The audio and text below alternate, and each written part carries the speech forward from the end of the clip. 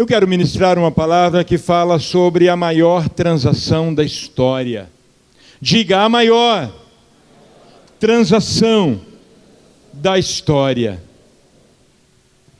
Sabe, queridos, a Bíblia diz que naquele dia, quando Jesus está diante da mesa da Páscoa, como nós temos aqui, eu fiz uma mini mesa de Páscoa. Diante da mesa da Páscoa, a Bíblia diz que Jesus tomou as suas vestes. Eu quero fazer uma ilustração.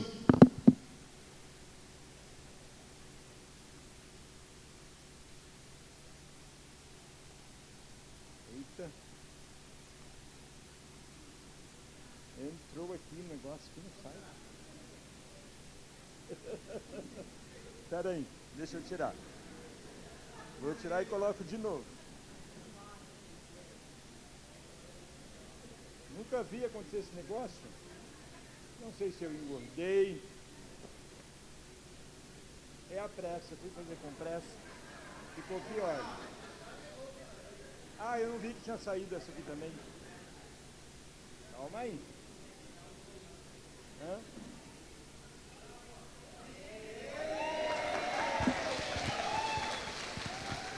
A Bíblia diz que Jesus tomou as suas vestes. Era comum, queridos, na Páscoa, na mesa, ter as 4 taças e uma bolsa com 3 pães. Nós já ministramos aqui, se eu não me engano, 2 vezes essa mensagem. Os judeus comemoravam e comemoram todos os anos um cordeiro morto para quebrar simbolicamente a maldição do Egito. Mas nessa Páscoa em especial, Jesus está para realizar a maior transação da história. A maior transação da história. Todos têm que comparecer diante do tribunal para ser julgado pelo reto juiz. Em Gênesis, Jesus estabeleceu uma sentença. E nenhum homem conseguiu cumprir, chegar àquilo que foi estabelecido pelo grande juiz. Quem pode ser absolvido? Eu tenho dívidas. Você tem dívidas. Tem maldições. Tem pecados. Tem erros graves. Como pagar? O Deus que é santo, que é puro, ele exige punição do pecado. E é uma questão de justiça. O justo juiz é também um Deus misericordioso. E a Bíblia diz que ele proveu o réu para o sacrifício perfeito. Ele assume o lugar de condenado e determina a sentença. E assume em Cristo a sentença e se oferece para o sacrifício. Queridos, quem pode entender esse amor? Quem pode entender esse ato que Jesus veio cumprir? É um amor que atrai, é um amor que seduz, é um amor que amarra, um amor que conquista. Nós vamos nos transportar para o cenáculo, aquele momento em que Jesus está diante da Páscoa. Quero chamar o Felipe para me ajudar aqui nessa ilustração.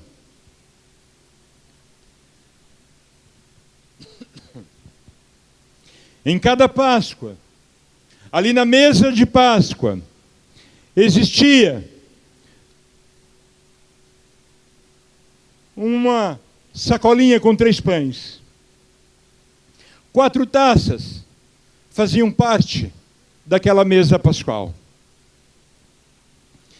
A taça da santificação, quando Deus diz em Êxodo: eu os tirei da escravidão, do Egito, e vou tornar vocês meu povo.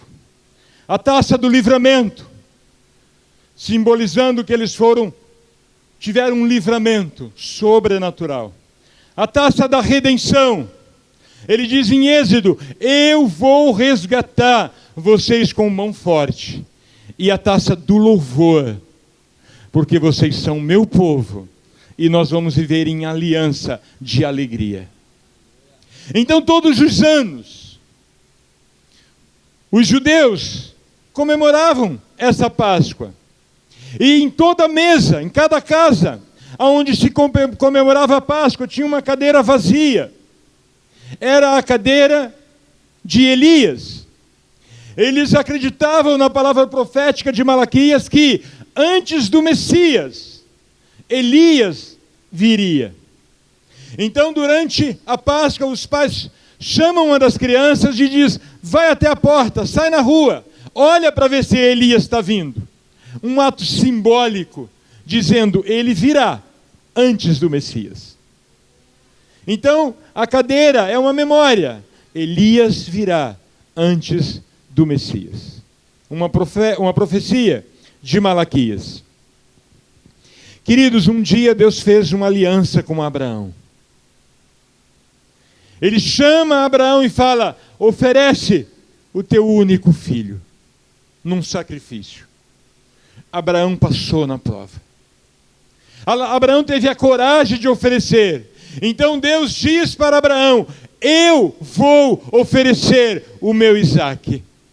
O seu eu dei livramento, o meu Isaque vai morrer pelo pecado de toda a humanidade. Ele estabeleceu esta aliança. É muito significativo, queridos. É muito significativo os 3 pães. Pão de Abraão, o primeiro. Pão de Isaque, o do meio. E pão de Jacó, o terceiro. E é interessante que Jesus pegou o pão do meio, quando ele vem fazer essa grande transação. E a Bíblia diz que ele tira suas vestes.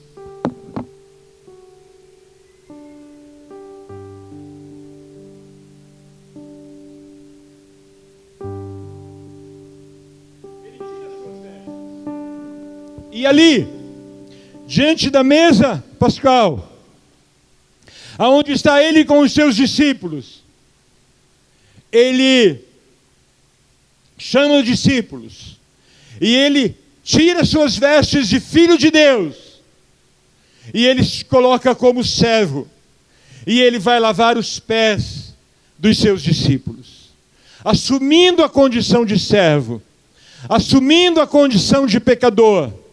Ele está diante de uma grande transação. Ele vai fazer a maior transação da história. Então ele toma as vestes do homem.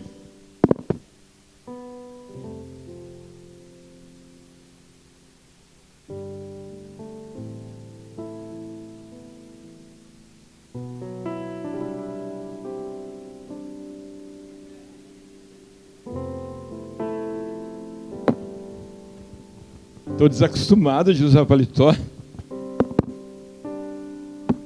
Queridos, ele toma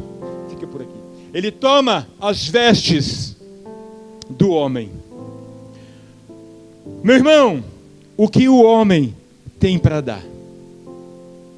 Pecado, maldição, injustiça, ódio, rancor, violência. O que o homem tem para oferecer? Jesus toma do homem. E ele recebe sobre si toda a maldição, toda a dor, todo o sofrimento. Cai sobre Jesus. Uma aliança envolve eu dar o que eu tenho, e você me dá o que você tem. Eu não te nego o que você me pede, você não nega o que eu peço. o que o homem tem para dar para Jesus. Jesus toma o que o homem tem: maldição, pecado, dor, sofrimento, porque uma aliança envolve dois lados. E Jesus está nesse momento celebrando uma aliança. Ele toma o que o homem tem para dar ao homem aquilo que ele, Jesus, tem. Porque ele é o Cordeiro que tira o pecado do mundo. Os judeus não sabem porque eles partem o pão do meio. O primeiro pão, Deus. O segundo pão, Jesus. O terceiro pão, o Espírito Santo. E ele pega o pão do meio. E nesse momento, nesse ato dessa grande transição, regada a pão e vinho, Jesus restaura uma história muito antiga. Quando Melquisedeque faz uma aliança com Abraão, com pão e com vinho. E o nosso Senhor Jesus, nesse momento, a palavra de Deus diz que ele pega o pão e ele rasga o pão, simbolizando: o meu corpo vai ser partido por causa de vocês. E ele rasga o pão, ele toma desse pão e ele dá para o discípulo. Tomai e comei. E ele come do mesmo pão.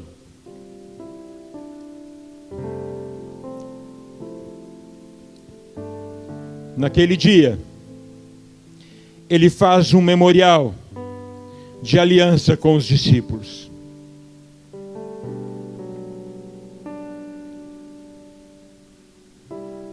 Toma do pão. O que Jesus tem para dar? O que Jesus tem para receber desses discípulos? E ele estabelece, naquele dia especial, esta aliança. A Bíblia diz que ele se posiciona quando ele tira as vestes de filhos de Deus, veste as vestes do homem, assume a condição de servo. É isso que ele faz naquele momento. Lava os pés dos discípulos, descortina para os discípulos o ministério do pão, quando ele diz: assim como eu parti esse pão, meu corpo vai ser partido por vocês. Aleluia. Jesus está inaugurando uma nova aliança com seus discípulos. O sangue que corre nas nossas veias é resultado do nosso alimento. É resultado do que nós comemos. O que é de Jesus, o que é dos discípulos, se torna de Jesus. Diante do tribunal eterno, uma aliança está sendo celebrada. O que o homem tem, queridos? Maldição, pecado, dor, injustiça. Jesus então toma um dos 4 cálices. E ele pega o cálice da redenção, simbolizando: assim como Deus tirou vocês do Egito com um braço forte e os redimiu para Ele, nesta nova aliança, é símbolo, esse vinho é símbolo do meu sangue, porque eu vou redimir vocês a partir dessa aliança. Ele dá para o discípulo e diz: toma, é símbolo do meu sangue que vai ser derramado por vocês. Ele toma do mesmo vinho. Bendito é o nome do Senhor. E quando ele diz: é o meu corpo que é partido, é o meu sangue que vai ser derramado, ele está dizendo: eu vou morrer. Morrer porque me fiz pecado. Morrer porque me fiz maldição. Morrer porque recebi todo o pecado de vocês sobre meu corpo. Por isso estou celebrando uma nova aliança. Lá no Éden, quando Deus fez com o homem a aliança de que através da semente do homem iria resgatar o homem, nesse momento Jesus está dizendo: eu sou a semente do homem que vai cumprir esta promessa de redenção. Bendito é o nome do Senhor. Aleluia. Bendito é o nome do Senhor. Nesta hora, Jesus começa sua caminhada em direção ao Calvário. Há uma transferência. Tudo que agora é de Jesus é dor, é sofrimento, é pecado, é maldição. Jesus voluntariamente se oferece para o sacrifício. E Jesus começa então a citar o Salmo 22. A minha alma está triste até a morte, mas Ele decidiu morrer no seu lugar. Ele decidiu, porque a Bíblia diz que Ele tinha poder para dar, poder para receber. E Ele decidiu morrer no seu lugar. Ele mesmo se entrega à morte quando Ele se faz pecado. Porque o salário do pecado é a morte. Essa era a sentença que estava sobre mim e você, morrer numa condenação eterna. Mas Jesus tomou sobre si o nosso pecado, e Ele morreu a nossa morte. Ele morreu, levou nossa maldição, levou o nosso sofrimento. Ele mesmo possibilitou a nossa redenção. E é chegada a hora em que Ele faz essa transação. Diante do tribunal eterno, Ele diz: a divindade, a dívida da humanidade se tornou minha, porque o Pai me ama, eu dou a minha vida pelas minhas ovelhas. Cada ano, na Páscoa, levitas traziam de todas as partes, iam de todas as partes a Jerusalém para celebrar a Páscoa. Por uma questão de logística, os que vinham de muito longe deixavam para comprar cordeiros próximo da onde iam celebrar a Páscoa. E aos redores de Jerusalém, muitos cordeiros eram criados com o propósito de ser usado no sacrifício. E esses peregrinos judeus vinham de toda a parte do mundo. E ao comprar o cordeiro, ele ficava 4 dias em observação, para ser examinado pelos sacerdotes, se era um cordeiro próprio para o sacrifício. Tinha que ser cordeiro macho. Por que macho? Porque no macho está a semente. Tinha que ser cordeiro sem mancha, sem defeito, cordeiro próprio para o sacrifício. A morte de um cordeiro atingiria a semente de uma nova raça. Ao caminhar para o Getsêmani, ele agoniza diante do preço que ele tem que pagar. Judas o vendeu por 30 moedas, valor de um escravo comum. 30 moedas foi o preço do cordeiro. Judas sabia que o cordeiro era perfeito para o sacrifício, macho, sem mancha, sem defeito, próprio para o sacrifício. Mas ele não tinha essa revelação, mas sabia. Aleluia, bendito é o nome do Senhor. É necessário que o sacerdote examine o cordeiro. Então ele é levado diante do sacerdote, e o sacerdote diz: ele é réu de morte. Ele está dizendo: ele é próprio para o sacrifício, pode morrer. não tem defeito, não tem mancha. Como Jesus não morreria apenas para os judeus, mas por toda a humanidade, ele é levado perante a autoridade romana. E Pilatos olha para ele e diz: eu não vejo nele culpa alguma. O cordeiro é próprio para o sacrifício.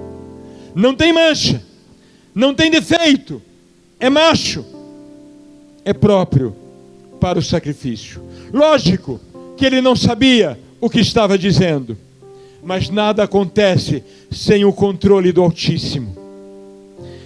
Aleluia, bendito é o nome do Senhor. Jesus caminha rumo ao Calvário, carrega o lenho pesado. O que ele carregava? O seu pecado, o meu pecado, a sua maldição, a minha maldição. Carregava o seu sofrimento, a sua dor. Ele recebeu, queridos, a condenação de morte. E suspenso no Calvário, ele está na cruz. E a Bíblia diz que durante 6 horas ele agoniza, derrama sangue, ele sofre o seu sofrimento, ele sofre a nossa maldição, ele sofre o nosso pecado. Por que 6 horas? Porque durante 6 dias proféticos, Deus estabeleceu para o homem, e durante 6 horas, ele agoniza.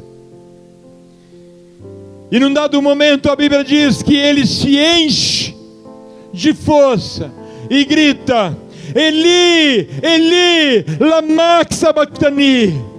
Meu Deus, por que me desamparastes? E ele cita o Salmo 22. Mas num dado momento, em que ele começa a se entregar. Era comum, queridos, moribundos, sentenciados à morte de cruz, levar até 7 dias para morrer, sofrendo, suando, com fome, com febre, se esvairindo, havendo a vida sumir aos poucos. Mas Jesus, em 6 horas, ele se rende e ele entrega. E ele grita: Pai, está consumado. Acabou. Acabou. E ele entrega o seu espírito. Ele cumpriu a sentença. Aquilo que era do homem é tirado de sobre Jesus. E a Bíblia diz que ele vai por 3 dias. Ele vai para o Hades.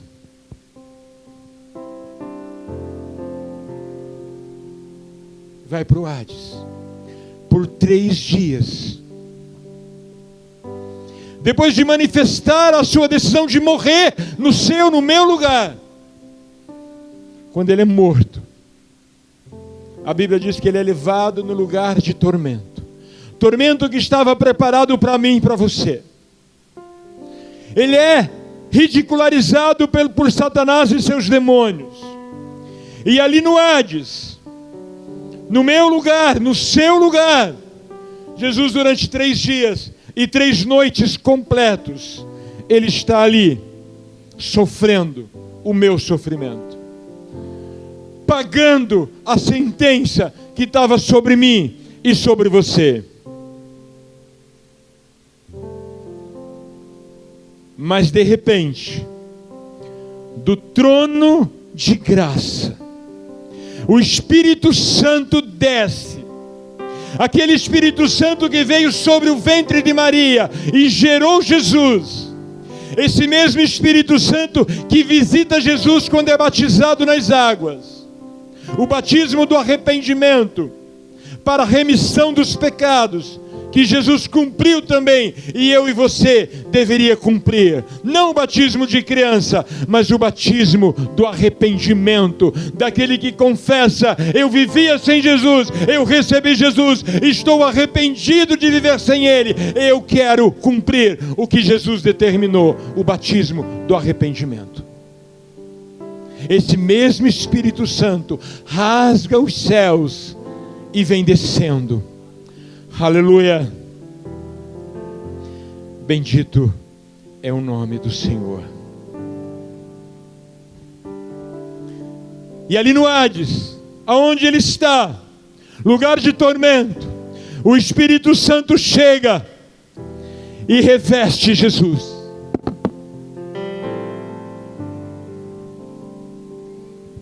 Aleluia! Ele reveste Jesus de poder. Jesus ressuscita ali no Hades. E ele agora, cheio de autoridade, ele olha para o trono de Satanás e ele marcha cheio de autoridade. Chega em Satanás, toma a chave do inferno, toma a chave da morte, pisa na garganta do inferno. Paulo tem uma revelação incrível sobre este momento. Paulo diz que assim como os reis expunham os reis derrotados, Jesus arrasta Satanás por todo o inferno, mostrando quem tem toda a autoridade no céu, na terra e debaixo da terra. E ele esmaga a cabeça da serpente, num claro sinal de quem tem toda a autoridade. O teu Cristo ressurreto, ele tem toda a autoridade, porque ele foi revestido do Espírito Santo de Deus. Aleluia! Toda aliança tem dois lados. Quando Jesus cumpre o que ele fez como homem que recebeu sobre si a condenação de todos nós, mas como a aliança tem dois lados, o Espírito Santo desce e o reveste. Depois que ele sai dali, ele vai no Seol, aonde estão todos os mortos até então que morreram em Cristo. E quando ele está entrando, ele vê Abraão, Isaac e Jacó. Davi se levanta, cheio de autoridade, dançando, e ele diz: eis que entra o Rei da Glória. Levanta, ó portas, porque está entrando o Rei da Glória. Aleluia! Vamos adorar, fica em pé, adore ao Senhor, adore ao Senhor. Levantai, ó porta, as vossas cabeças. E eles começam a adorar a Jesus. Aleluia!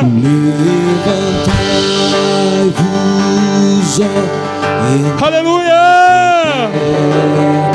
Onde está, ó morte, a tua vitória? Aleluia! Rei da glória, o Senhor poderoso, o Senhor poderoso. Aleluia!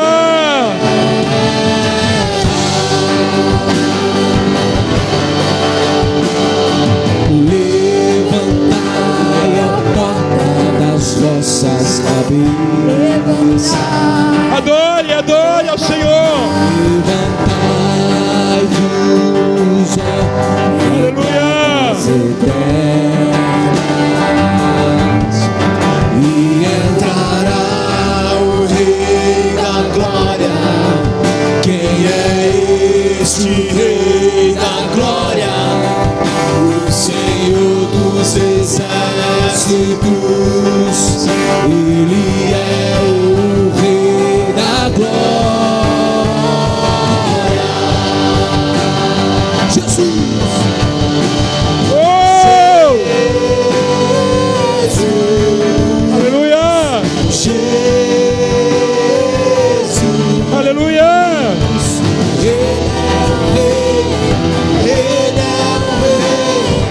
Ele é o Rei da Glória.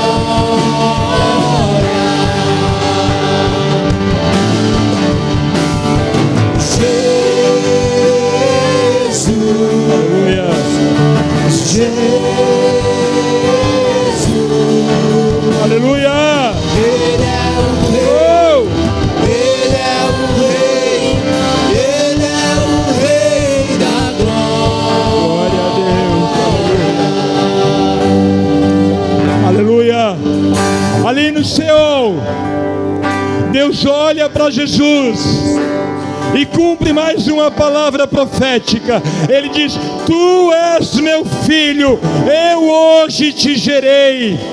Gerou quem? O Filho de Deus? Não, ele é incriado. Gerou o homem que Jesus, o corpo que ele recebeu. Ali, o corpo de Jesus foi transformado num corpo incorruptível. Incorruptível. Aleluia. A minha maldição ficou lá no inferno.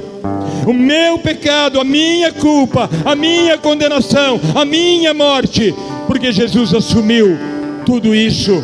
Aleluia.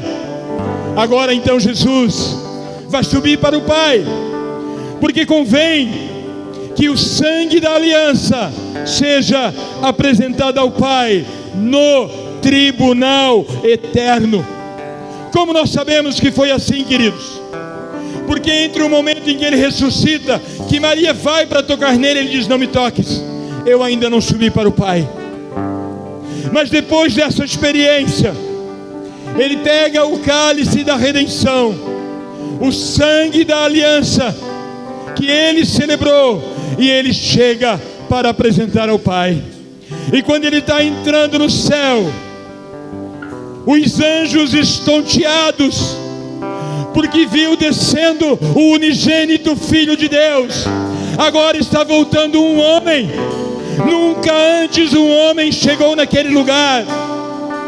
O Pai se levanta, os anjos se levantam, e Jesus diz: Pai, está consumado. Eu paguei o preço, eu cumpri a sentença. E o Pai, em sinal de aprovação, diz para os anjos: adore-o. E os anjos se dobram diante do homem ressurreto, Cristo Redentor. E é tão interessante, queridos, que depois dessa conversa tão tremenda, Deus diz: filho, há 33 anos e meio eu te enviei como unigênito filho. Agora eu te envio como meu primogênito de uma nova raça. E Jesus volta para a terra. E aí ele chega no incrédulo e diz para Tomé: olhe, toque nos meus lados, toque na minha mão. Porque agora pode tocar, porque ele já subiu ao Pai. Agora pode tocar, porque ele é o primogênito que veio para trazer vida para mim e para você. Veio para nos revestir com o Espírito Santo, veio para nos encher com o seu poder e com a sua graça. Agora Jesus, cheio de vida, ele pode pegar da sua vida e dar para os seus discípulos na terra.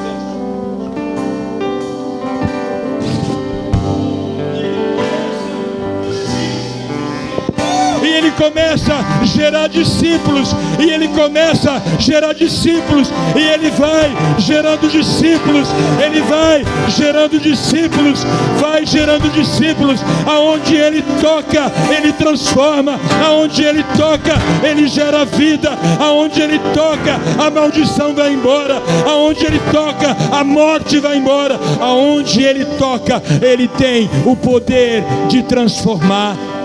Aleluia!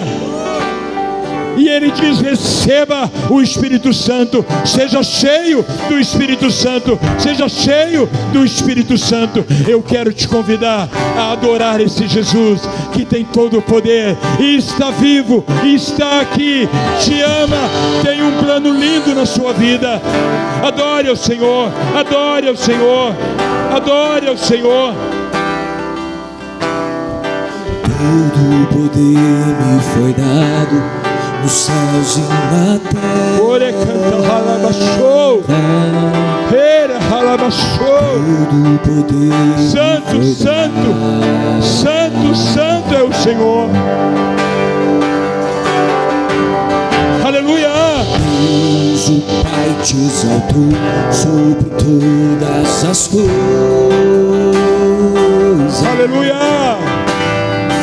Deus, Deus o Pai te exaltou. Glórias a ti, Jesus. Oh! Manifestado em carne, Aleluia! justificado em espírito, visto pros anjos, pregado aos gentios, vindo no mundo e recebido na glória, Senhor.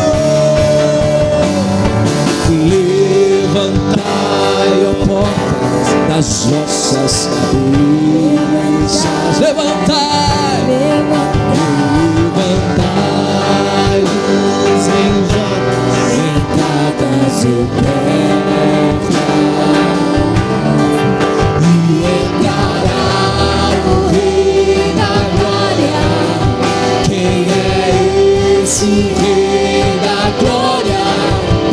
O Senhor forte e poderoso, o Senhor poderoso na guerra.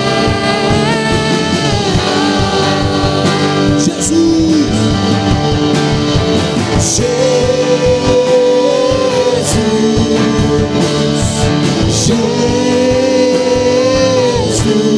Jesus, Ele é o Rei, Ele é o Rei, Ele é o Rei da glória. Jesus, Aleluia! Oh!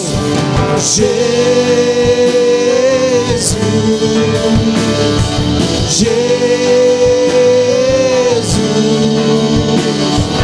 Ele é o Rei, Ele é o Rei, Ele é o Rei da glória. O Senhor,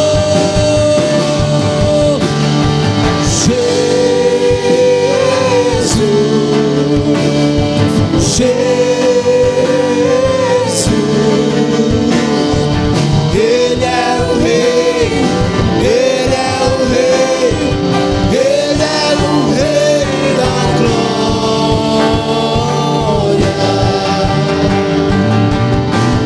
Aleluia! Glória a Deus! Aleluia! Eu quero te convidar